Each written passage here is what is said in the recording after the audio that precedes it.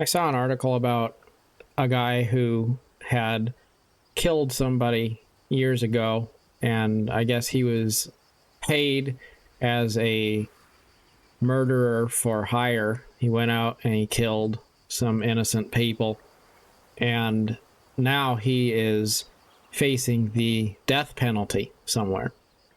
And in that article, his family was talking about how he has been on death row for a while. He is going to finally potentially be executed. And someone said that it's good to see justice finally being served so that the families will have closure for this. And the truth is, I was thinking about how the person who was killed isn't going to be brought back because you killed somebody else. It was Gandhi who said that an eye for an eye will leave the whole world blind. And we have this attitude that if we bring criminals to justice, that's going to somehow atone for the sins which they have done.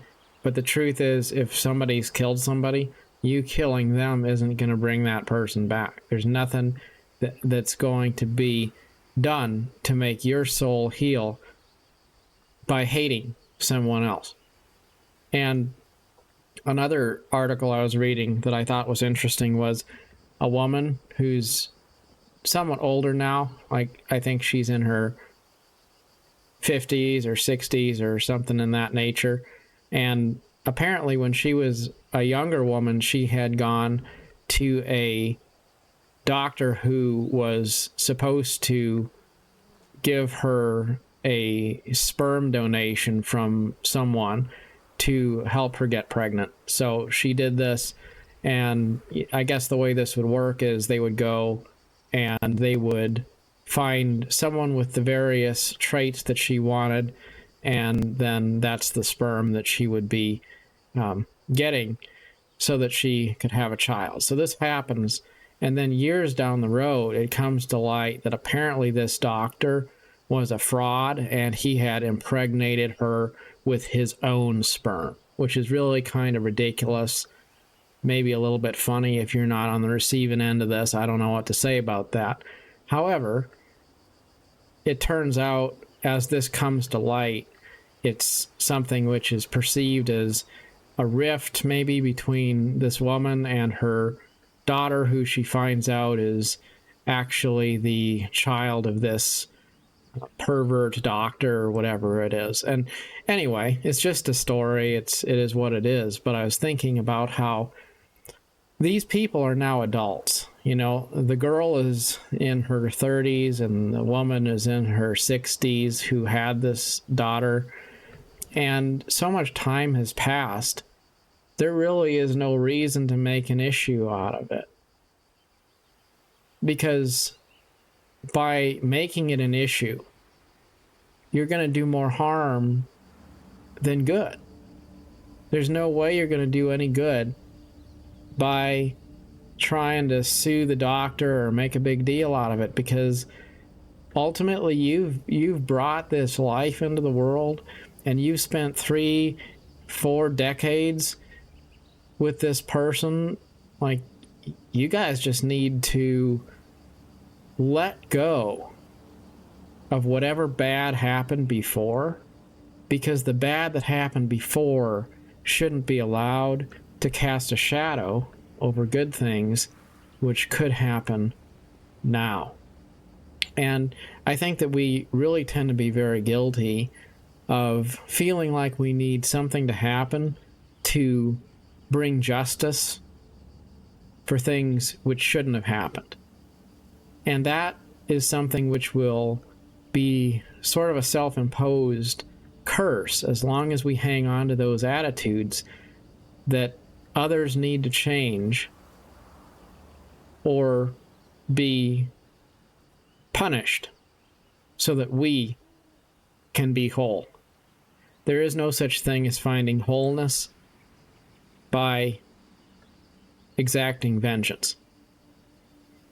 all you'll do is amplify the original pain that you're trying to fight.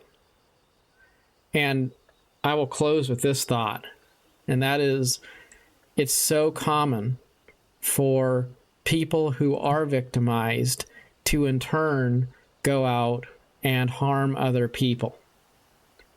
My mother was that way. She was treated badly in some cases in her life.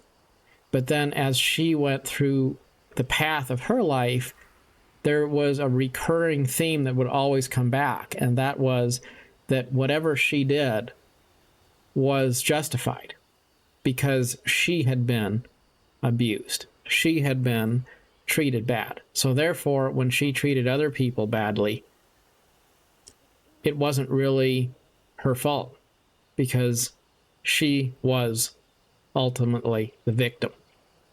And the truth is, it doesn't matter how much you've been hurt. It's never okay for you to hurt other people and pass it on. At some point, you have to break the chain. And breaking the chain means you stop being a victim. It means you stop saying that the quality of my life is somebody else's fault. There's people who have lived through absolutely horrific things in their life, and they still manage to have joy in their life. They still manage to be inspiring to other people. And then there's people who feel like they're victims, and by comparison, their lives aren't even really that bad. There's a guy on YouTube who does inspirational speaking and stuff like that, and the guy has no arms or legs. Like, he just hasn't, he's got no limbs. And still, he manages to hobble around with his little stubs, trying to inspire other people to have hope in their lives. I'll always remember I was downtown Seattle in the Smith Tower, riding the elevator down. This guy gets in to the elevator. He's got no arms. We go down to the street level, and then I see him walk down the road. He gets into a car, and he drives away. Nobody's helping him drive. He's got a car that's formulated so that it can be driven using foot-powered controls only. The guy didn't make excuses. He was just trying to live his life as much as possible like anybody else.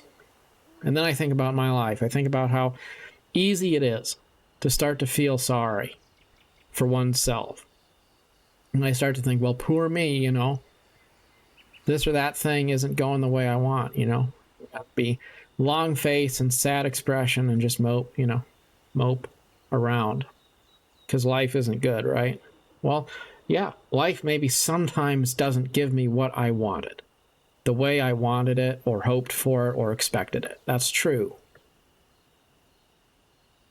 And yet, there's absolutely no case that I can make for saying that I'm a victim to the point where I should allow my life to be seen and portrayed through the lens of victimhood. None of us should be doing that. And when we give those things up, life gets better. And then you start to see things more through the lens of, what can I do today to make the most out of today? Instead of seeing everything through the lens of unchangeable things from yesterday.